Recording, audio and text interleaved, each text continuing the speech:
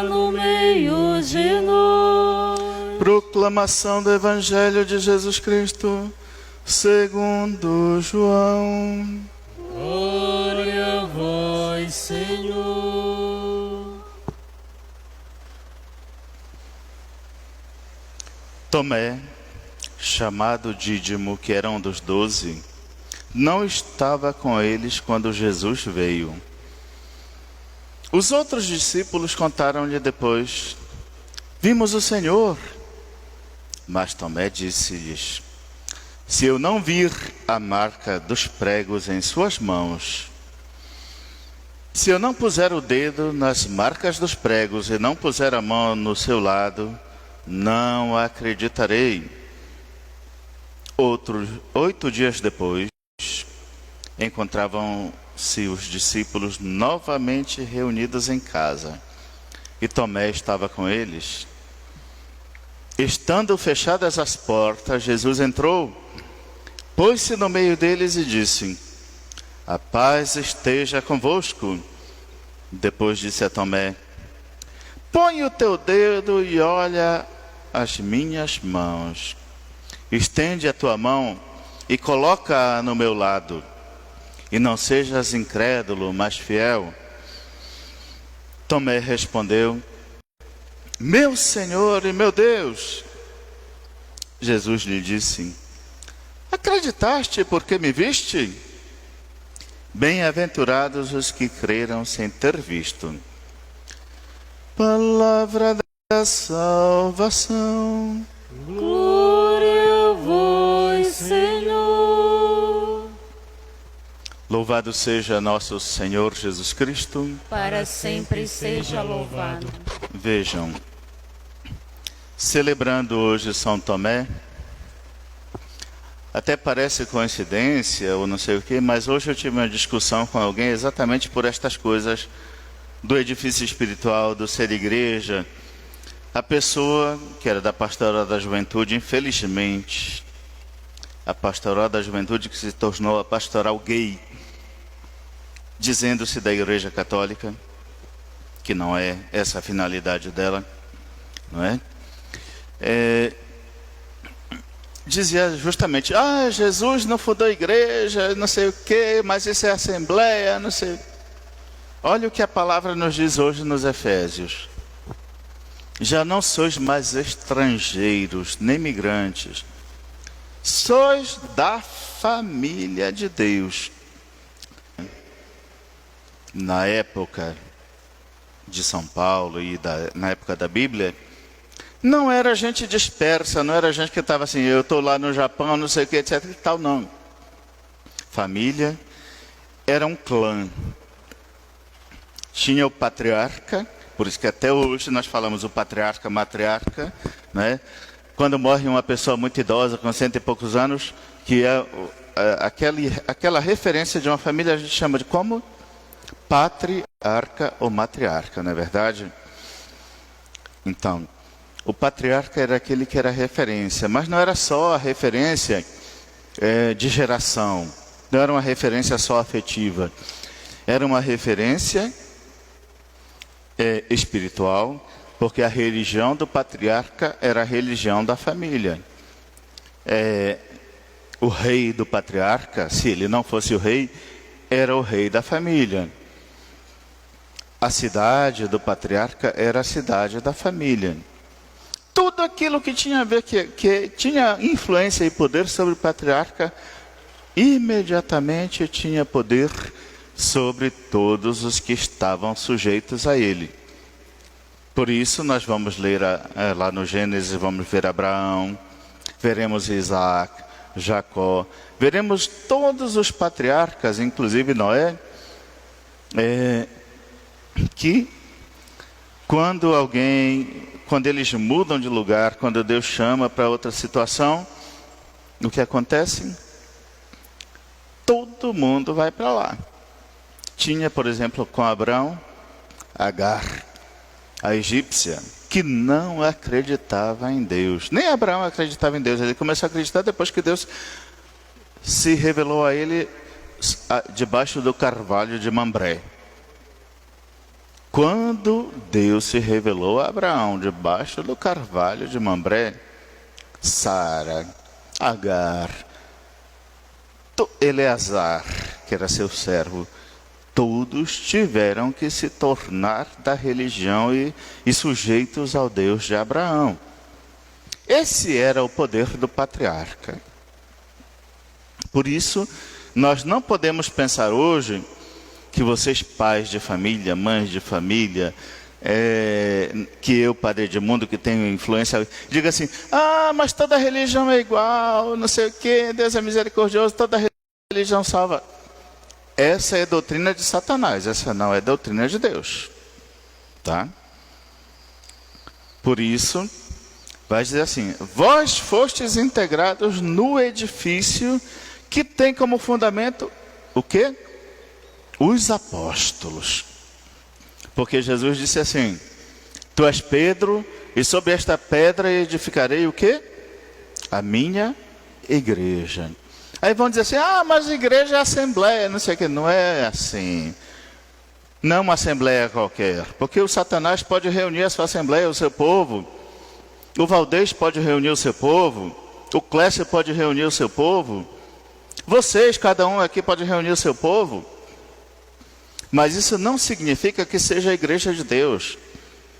A igreja de Deus é aquela que Deus chama, que Deus constitui como seu povo, que através do sacramento do batismo, da Eucaristia, da confirmação, Deus torna a sua igreja. Esta é a igreja de Deus, que através do sacerdócio ministerial, sacerdócio dos padres e dos bispos, mesmo que muitos desses bispos e sacerdotes não creiam, não é? Através deste sacerdócio, Deus constitui a sua igreja. Sois famílias de Deus, Deus constitui a sua família. Significa que Ele é pai, Ele é o nosso patriarca, Ele é o nosso Abraão, e nós somos filhos, está dizendo a palavra aqui aos Efésios. Portanto, a religião de Deus, aquela que Ele instituiu, é a nossa religião. Os sacerdotes de Deus são os nossos sacerdotes. A palavra que Deus dirige é a nossa palavra.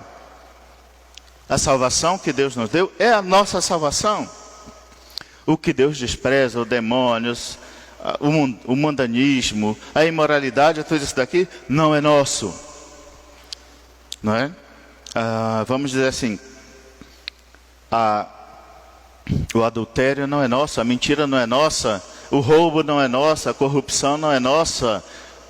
Isso é contra a vontade do nosso patriarca, que agora é Deus. Não é mais Abraão, não é Isaac, não é Jacó, não é o Papa Francisco, não é ninguém, é Deus.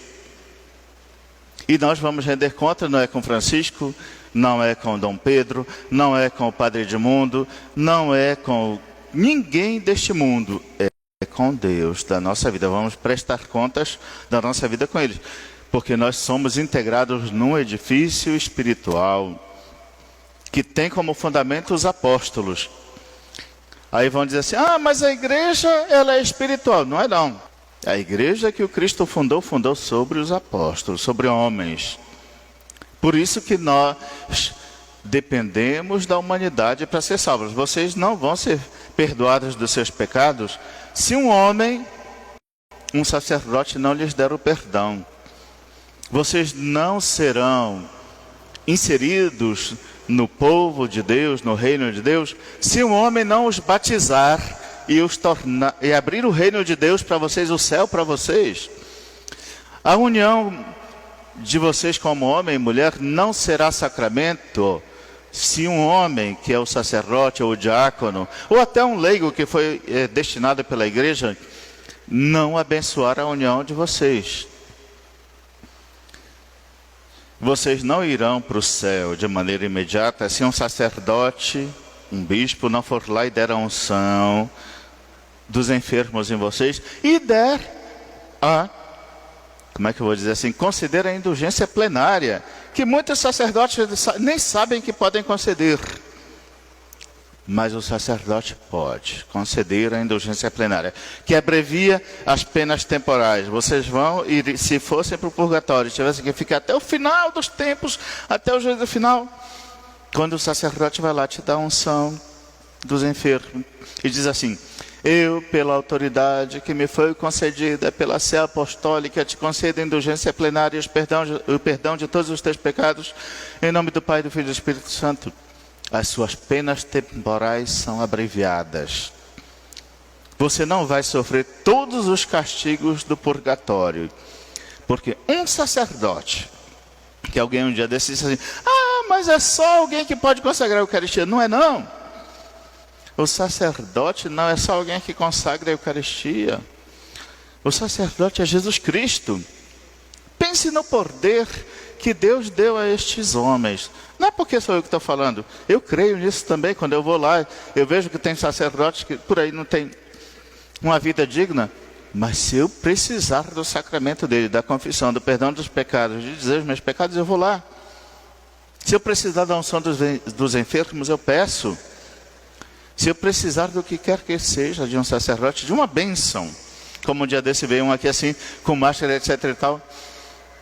Aí eu pedi a bênção, ele puxou a mão e disse: não, a mão de um ungido não transmite vírus. E o sacerdote pegou, estendeu a mão, eu beijei, me abençoou. E aí puxou a máscara e beijou a minha mão, pedindo-me também a bênção. A gente precisa ter fé, minha gente, senão acabou-se. O que é que nós seremos, o que é que nós faremos se a gente não tiver fé? Não é? Aí vai dizer aqui assim: o próprio Jesus Cristo é a pedra principal. Vejam só, a palavra diz assim: os apóstolos são o fundamento. O fundamento é o que está embaixo. Jesus é a pedra principal, é aquela que sustenta o edifício, para que ele não caia. Mas ele não é o fundamento, porque o fundamento somos nós, é os apóstolos, são os homens, é a igreja. Deus quis fundar sobre nós o seu templo. Por isso hoje o Espírito habita em nós, por isso a Eucaristia entra no nosso corpo, por isso o perdão dos pecados chega até nós, porque ele nos fez fundamento, certo? Para formar um templo santo do Senhor. Então, você que me escuta, você que me vê aqui por esta live, você que está por onde quer que seja, saiba que Deus não quer um templo pecador, quer um templo santo. E o templo santo ele passa pelos sacramentos, ele passa pelo batismo, ele passa pela confissão, ele passa pela Eucaristia, pela a crisma, pelo matrimônio, pela ordem, pela unção dos enfermos. Neste mundo não existe uma forma ordinária além destas da gente encontrar salvação. Alguém vai dizer assim: mas Deus vai condenar 2 bilhões de chineses? Ora, se Deus quisesse salvar os 2 bilhões de chineses que estão lá vivendo no pecado, ou de japoneses, não sei aonde, que não querem receber a Jesus Cristo, que tem um governo que proíbe o cristianismo, que persegue os bispos e os padres que estão lá, se Deus quisesse salvar esse povo, ele não quer salvar? Ele não tem poder? Ele não é onipotente? Se ele entrega isso daqui, então não é da nossa alçada julgar se eles serão salvos ou não. É da nossa alçada simplesmente entender que nós, que fomos eleitos, consagrados pelo batismo, que fomos ungidos pela crisma, se fomos, os que não foram, procurem quanto antes, que recebemos o alimento da Eucaristia, que somos perdoados pelos pecados na confissão, nós carregamos na mente, no coração, nos ombros, a responsabilidade da salvação pessoal e dos outros, porque nós participamos do mistério da salvação de Cristo, com as nossas dores, com o nosso sofrimento, com as nossas alegrias, com as nossas tristezas, com as nossas conquistas, com tudo que nós somos e que nós temos. Nós participamos, porque nós deveríamos entregar tudo ao Cristo crucificado, ao Cristo Senhor. Diz assim: e vós também, integrados nesta construção. Vocês já viram uma construção que é única, que é um edifício, que é um templo, ser feito em várias partes? Não. Toda construção você escolhe um terreno, põe os fundamentos, põe os tijolos, põe a armação do telhado, põe o telhado e ela está lá num único lugar, não é verdade?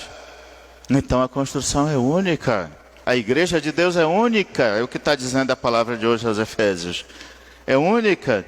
E vocês são parte desta única igreja, deste edifício espiritual, desta construção. Para quê?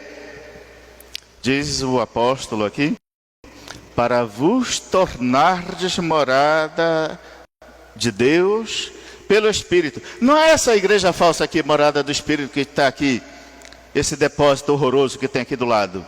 Isso não é morada do Espírito de Deus, não. Isso é morada de Satanás. Tá? Morada do Espírito são aqueles que foram batizados na única fé da igreja, que receberam os sacramentos da igreja, que foram confessados, que foram casados na igreja, que recebem a Eucaristia, que é o fundamento e o princípio de todos os sacramentos, que é o sacramento principal da igreja, que é o que faz a igreja ser o que é. Portanto, nenhuma instituição que se diga igreja, que não tenha duas realidades, ou três que eu vou dizer, três realidades, que não tenha Eucaristia, que é o corpo de Cristo, que é o que nos torna um só templo, um só corpo, um só povo, que nos alimenta para a vida eterna, não é a igreja de Cristo. Que não tenha sacerdócio ministerial, mas tenha pastores. Gente que saiu assim, tipo, saiu qualquer um de vocês, vem para cá e vai vestir a minha roupa e já pronto, está pregando. Não é uma fantasia, isso aqui não é uma fantasia. Não é uma fantasia, que qualquer um possa receber. Isso daqui é eleição. Isso daqui Deus pegou. Lá antes da minha mãe me conceber, fosse ela pecadora ou não, a minha, todos os outros, Ele escolheu lá na eternidade. E diz assim: o Edmundo vai ser sacerdote, Dom Pedro vai ser sacerdote, Padre Railson vai ser sacerdote, os outros padres vão ser sacerdotes. Isso é eleição, isso é teoria, desde o Antigo Testamento, teoria, comprovação, sacerdócio, é Bíblia, tá? Daí, desta eleição de Deus, surge o ministério da salvação, que não pode ser desprezado. Eu não posso considerar que um fulano que saiu de qualquer lugar, que foi presidiário, assassino, ladrão, que foi estuprador, etc. e tal, um dia diga que se converteu do nada, chegou aqui, vestiu uma roupa qualquer, um paletó e gravata e é pastor? Deem licença. Me mostrem no Evangelho quando foi que Jesus escolheu um estuprador para ser pastor do seu povo. Me mostrem no Evangelho quando ele escolheu um ladrão, um assassino, um corno, um corrupto. Não existe, gente. O reino de Deus é um reino de gente pura. E o que não é puro de origem é exceção. A exceção nunca no reino de regra. O reino de Satanás, sim. A igreja de Satanás, sim, é constituída por sacerdotes impuros, estupradores, ladrões, assassinos, saltimbancos. Tudo que não presta é da igreja de Satanás, que é o contrário da igreja de Cristo. Cristo vai buscar o seu filho para ser sacerdote, na sua casa. Ele não vai buscar lá no meio da gangue. Pode até ser uma vez ou outra que isso aconteça. Mas em geral ele vai buscar o seu filho, que você rezou, pedindo um sacerdote, e Deus diz assim: eu vou premiar esta família com um sacerdote. Ele vai buscar sua filha, como religiosa, a esposa dele, consagrada. Ele não vai buscar lá no bordel, na zona vermelha, uma vagabunda qualquer. Perdão para as vagabundas. Mas ele não vai buscar isso daqui. Jesus vai buscar uma filha que nasceu de uma família íntegra. Os outros casos são exceções. Por isso que nós, na igreja, zelamos pela castidade, a virgindade, seja do homem, seja da mulher, a fidelidade no matrimônio. Tudo isso daqui, isso não é invenção da Igreja Católica, isso é herança bíblica, isso é herança da história da salvação, isto é herança de Deus, nosso patriarca, nosso Pai, que é puro, que é santo. E Jesus nos disse o quê? Sede santos como quem é santo? Como vosso Pai é santo. Deus é nosso Pai. A gente não precisa mais chamar Abraão de nosso pai. É Deus nosso Pai. E a nossa meta é chegar à altura de Deus. Pensem a ousadia de Cristo. E pensem na nossa obrigação. Certo? Por isso que nós temos como modelo os santos. Que não são figuras quaisquer. São figuras, pessoas que tiveram por exemplo, modelo ao Pai, que quiseram chegar a estar na estatura de Cristo. Porque o Cristo prometeu, vocês farão as mesmas obras que eu faço e farão ainda maiores. Jesus não mente. Jesus não mente. Portanto, nós precisamos crer em Jesus, tá? Por isso, Ele fez tudo isso para nós, para nos tornarmos morada de Deus. Deus quer morar em você. Se você não quer ser morada de Deus, problema seu, mas Deus quer morar em você. Como Ele mora naquele sacrário lá, Jesus Eucarístico mora ali, você tem que ser sacrário de Deus. Deus quer andar com você. Deus quer falar por você. Deus quer servir, ajudar a quem necessita através de você. Isto significa ser morada de Deus. Se você, por acaso, resolve ser de outro modo, por exemplo, ao invés de ser morada de Deus, de dizer a verdade, de fazer a caridade, de tentar a santidade, etc. e tal, você fofoca, você mente, você rouba, você prejudica os outros, etc. Você está sendo morada de Satanás. Eu não estou dizendo nada que não seja bíblico, nada que não seja novo, nada que Jesus não tenha dito, nada que os apóstolos não tenham ensinado. Eu só estou dizendo, chovendo no molhado. Só estou chovendo no molhado. Alguém vai dizer, por que isso é polêmico? Polêmico por quê? É o Evangelho, é a palavra de Deus, é o ensinamento da igreja. Qual é a polêmica? Nós não somos cristãos, nós não temos 2000 anos de fé, nós não somos a igreja católica. Qual é a polemicidade disso daqui? Então levantem-se dos seus cemitérios, como com o profeta lá, que ele pegou e profetizou sobre os ossos, eu acho que é Ezequiel, soprou, porque Deus mandou, e os ossos começaram a adquirir, se juntar primeiro, porque estavam separados, depois adquirir músculos, depois pé, sei o que, etc e tal, e finalmente ele soprou de novo e eles tiveram vida. Católicos mortos, voltem à vida. Que o sopro da vida chegue a vocês. Que o sopro da vida chegue a todos nós.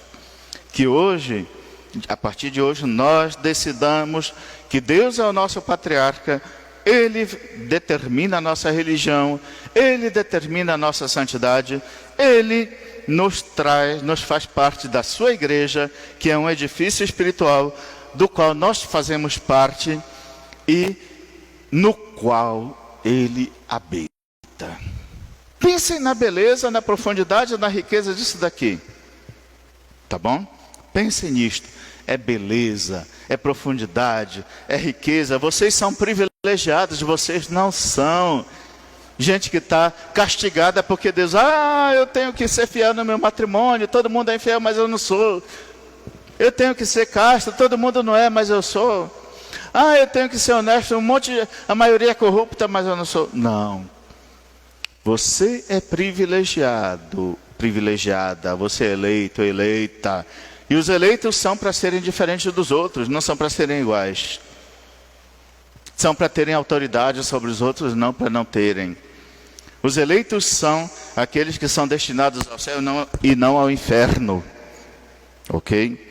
Então, pensando que o Padre Edmundo hoje se exaltou, falou demais e disse um monte de coisa, louvado seja nosso Senhor Jesus Cristo. Para sempre seja louvado. Queridos irmãos e irmãs, na fé,